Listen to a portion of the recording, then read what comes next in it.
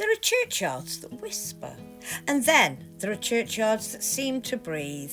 Today I've found myself in one of the loveliest corners of Cumbria at the Parish Church of St Mary's, Ulverston, where the ancient church sits peacefully above the town, surrounded by mature trees, birdsong, and a glorious abundance of flowers.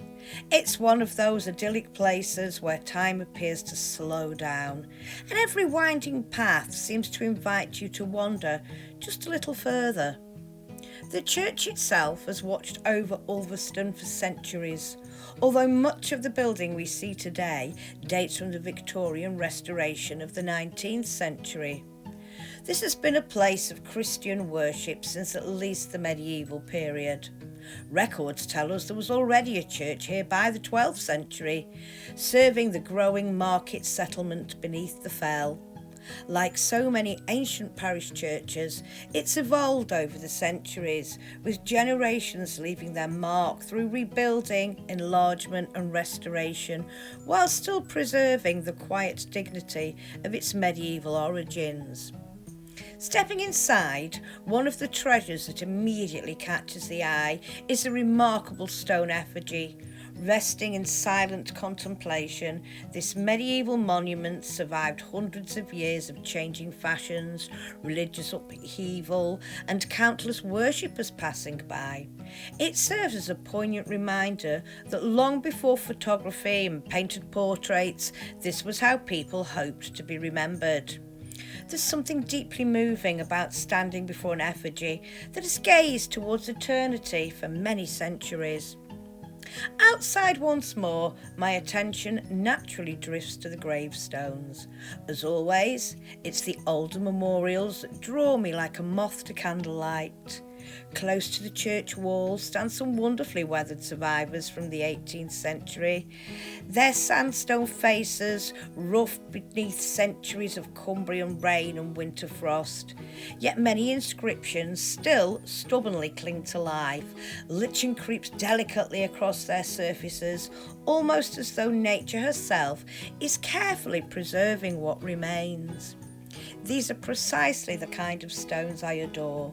Their wonky angles, worn lettering, and gentle lean speak not of neglect, but of age earned honestly. Every softened edge tells the story of another passing century. As I wander further from the church, the landscape subtly changes.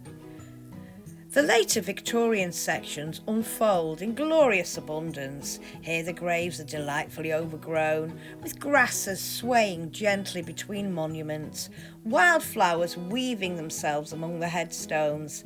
Ivy embraces many memorials, softening the sharp lines of polished granite and marble. Rather than diminishing the beauty of the cemetery, nature enhances it, reminding us that life and death have always existed, hand in hand. Victorian cemeteries and churchyards were designed to be places of reflection as much as mourning, and nowhere is that more evident than here. It feels less like a place forgotten and more like a landscape gently reclaimed, with every season adding another layer of beauty. And of course, no visit would be complete without something just a little mysterious. As I was making my way through the churchyard, a sleek black cat suddenly appeared, silently weaving its way between the ancient graves before pausing to look directly at me. Naturally, my imagination required no encouragement whatsoever. Surely this could only be the church grim. According to old northern folklore, the church grim is a spectral guardian said to protect churchyards from thieves, vandals, and those who would disturb the dead. Often described as taking the form of a large black dog, or sometimes another dark animal, it watches faithfully over both the church and those who rest within its grounds. Whether spirit or simply a rather handsome local feline, my unexpected companion certainly carried himself with all the quiet authority such a guardian ought to possess. He seemed entirely unimpressed by my presence, as though merely tolerating another visitor to his churchyard. After granting me a suitably judgmental stare, he disappeared silently among the monuments, just as mysteriously as he had arrived, leaving me smiling at the thought that perhaps every ancient churchyard deserves its own guardian.